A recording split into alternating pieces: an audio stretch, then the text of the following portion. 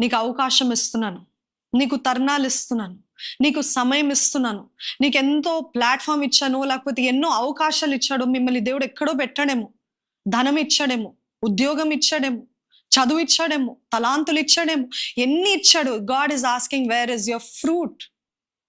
నీ ఫలం ఏది? ఇంకెప్పుడు ఫలిస్తావు? సమయం అయిపోతుంది. ఈరోజు యేసు ప్రభు he's expecting us to bear fruit.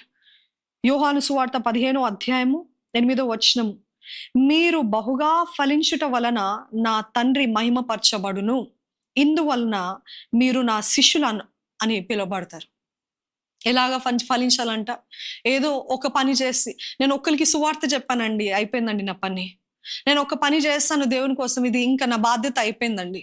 కాదు కాదు, ఇక్కడ యేసుప్రభు అంటున్నాడు, మీరు బహుగా ఫలించుట వలన, మామూలు ఫలించడం కాదు, బహుగా ఫలించుట వలన నా తండ్రి మహిమపరచబడును. ఈరోజు ఏ రీతి మహిమపరుస్తున్నాం మన తండ్రిని?